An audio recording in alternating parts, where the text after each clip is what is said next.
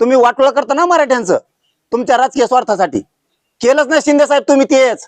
तुमच्यावर मला कधी डाऊट येत नव्हता. शिंदे साहेबासारखं मी कोणालाच म्हणत नाही. तुम्ही मला काही करू शकत नाही. जा तिकडं बघन मी बी काय करायचं ती. सत्तेत गेलात म्हणजे का तुम्ही माज उतरणार का काय आमच्याकडं? यांच्यावर कधी संशय येत नव्हता. आमच्या मराठ्याच्या आरक्षणात विरोध करणारे लोक तुमच्या ऑफिसला कसं काय येतात? कस काय येतात? तुमच्या प्रवक्त्या संघ तुमच्या मराठा समन्वयका संघ कस काय बाळासाहेब भवनला हमेशा? कस काय संशय होऊ नये? मतदान मराठ्यांनी करायचं. शिंदे मराठ्याचा आहे म्हणून, अजित दादा मराठ्याचा आहे म्हणून लोकांनी पक्ष बघायचा.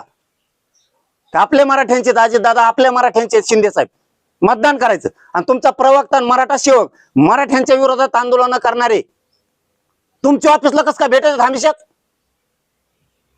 म्हणजे शिंदे साहेब तुम्ही डबल गेम खेळता का आमच्या संघ? एकीकडून ओबीसीच्या समृद्धा आमच्या उरावर सोडिता आणि मतदान तर आमचं पाहिजे. आम्ही निवडून आणतो तुमचे आमदार मंत्री. शिंदे साहेब तुमच्यावर इतका कधीच तळतळलेला नाही. मी जीवाची आग होती आमची इथं. मला रात्रंदिवस रक्त जाळं लागतं माझ्या मराठ्याच्या लेकरासाठी. मराठ्याचं वाटलं केलं तुमचा धुळा वाजायला मराठ्याला वेळच लागणार नाहीये.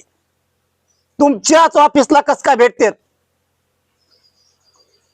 जे स्वतःला स्वयंघोषित ते नेते समजी इकडून तिकडून जमा झालेत त्या परळीच्या टोळीवाल्या संघ नादी लागून तुमच्याच ऑफिसला कस काय ते? तुमचेच लोक.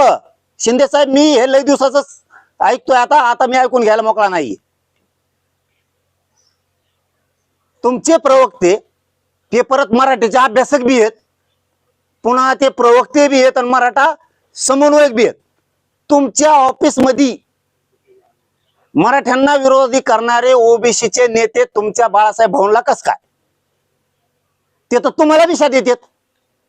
मग तुम्ही सांगितलं का दाटून मला विषय द्यायचा आहे पण मराठ्याच्या विरोधात जरांगेच्या विरोधात आंदोलन कर? हे दोन कारण सांगितले तुम्हाला आता.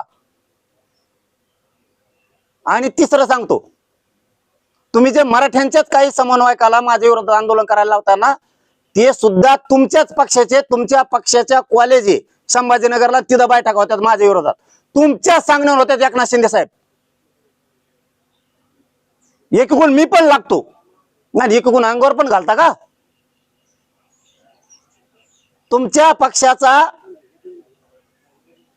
नेता कार्यकर्ता त्याचं कॉलेज संभाजीनगरला, तिथं बैठका होत्यात आणि ते सगळेच तुमच्याच पक्षातले लोक आहेत.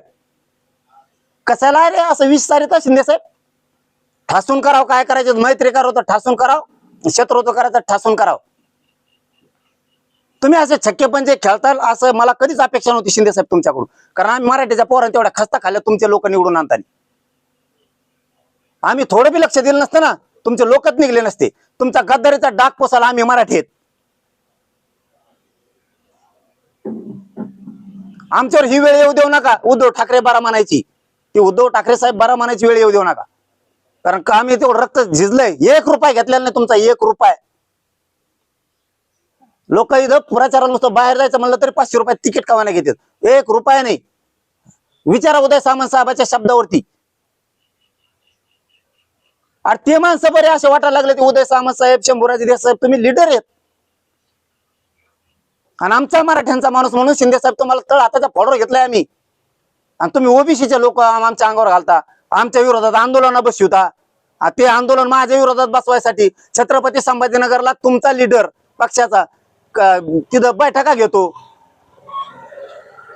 त्या कॉलेजवर आणि मग आता आंदोलन करणार माझ्या विरोधात. आणि ते शिंदे साहेब लोक. आणि शिंदे साहेबाची प्रतिष्ठा वाढवायला फडणवीस साहेबापाशी आम्ही शिट निवडून आल्यावर तुमचं प्रतिष्ठा वाढेल ना.